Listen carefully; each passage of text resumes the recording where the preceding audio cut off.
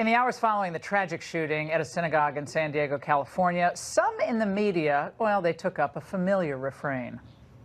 We have a president who not only will not acknowledge that we have an epidemic of white nationalist terror after New Zealand said just a few people, he's providing the mood music for it. The blood that is spilled is on your hands. We are so past dog whistles now, Donald. You are just inciting violence. What we have is a president who delegates violence, who calls on people to be violent, right? And so the violence comes to the forefront. Well, that's disgusting, and it's shameless commentary. Following Christchurch, Sri Lanka, and the San Diego synagogue attack, we thought it was a good time to take a step back and speak to folks from different faiths.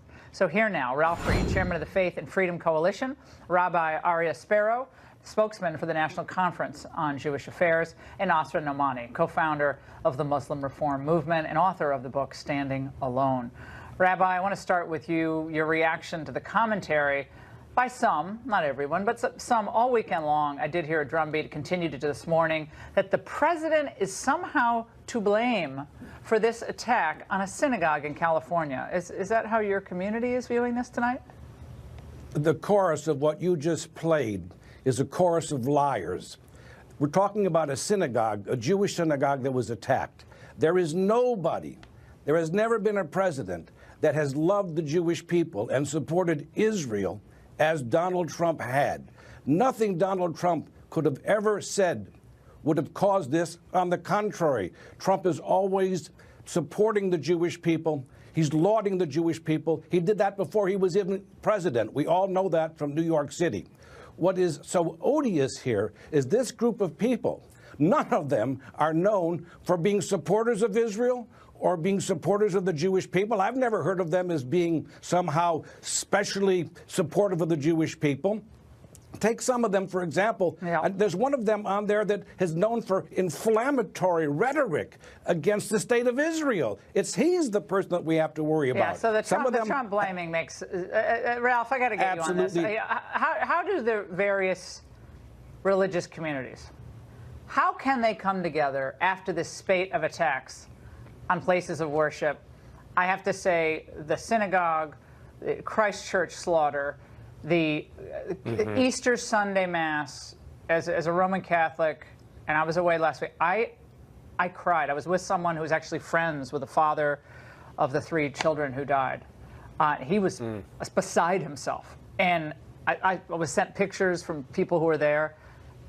I feel extremely affected by this just as a person, but all of it's horrible. How do people come together after all this? Well, I think a house of worship is a place of refuge. It's a place of love, a place of mercy, a place where we're to receive forgiveness and to be accepted by God as we understand Him to be. And for that place to be a place of violence, of ethnic hatred, in the case of Sri Lanka, of virulent Islamist anti-Christian bigotry, in the case of the attack on the San Diego synagogue this past weekend, Laura, virulent anti-Semitism, by the way, by a Trump-hating anti-Semite who said he hated Trump because he loved Jews and he loved Israel. So what can we do as men and women of faith? First of all, we can unite behind our common humanity. Second of all, we can assert the need to do whatever is necessary to resist religious bigotry and hatred in all of its ugly forms. Right. And we shouldn't try to use this to score cheap political points that are false, as was done to the president. All right, Asra, we had those horrible comments about the president. We also had a thwarted Islamic attack in the United States, FBI. We had the New York Times cartoons, and I think we have both of them. Now, this was the offensive cartoon from a few days back, and then just a few days later, they had another cartoon that replaced the one that they sort of apologized for. Look at that one.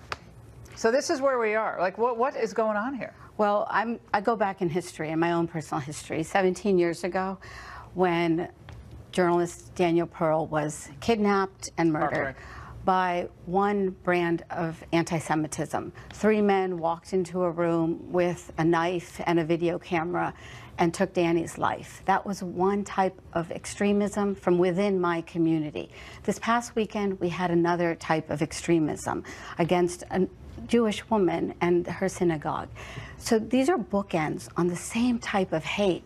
And this idea of just looking at one aspect of hate in our world, to me, is so diminishing. And it doesn't include all that we need to do. For these 17 years in my Muslim community, I have said, this is our holy book, every verse and chapter in which we condemn the Jews or the Christians must go. We can't accept that kind of interpretation in the 21st century. And that young man who was arrested this weekend was a convert to Islam who wanted to attack more Jews. He, in the deposition, in the affidavit, they said that he wanted to attack the Yehudis. So that's our Arabic word for Jews. So he was a convert to Islam, but in the LA Times headline tonight it says, Army combat vet. They don't refer to that. And I watched Erin Burnett, and she didn't mention it. So what I'm saying is we have to all own up to our own extremism and challenge it. And that's how we'll have peace. Rabbi, your close here. We have enormous suffering. We have an enormous problem on our hands. We have a radicalism problem. We obviously have some white nationalists out there who want to kill people as well. It's not Donald Trump people. When I hear that, it's despicable, but that's what's happening. Really quick, about 10 seconds from you, Rabbi, there. That's all counterproductive. What we have to do is to see the good in each other, and we have to stop all of this blaming, and people should stop blaming the president and stop saying that the United States is a racist country. This is a wonderful country. We should see the good in this country, and that will bring the healing. All right. All of you, thank you so much. A big conversation. As I said, we are going to be doing an hour just on faith in the United States.